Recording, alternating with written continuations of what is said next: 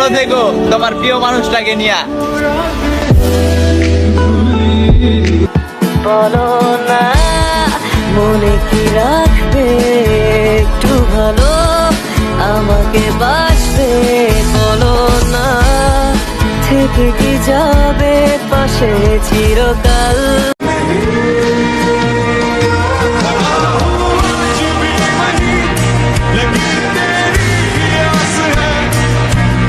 চোখের পাতা খুলে রাখিনি দাগ নেই জুম।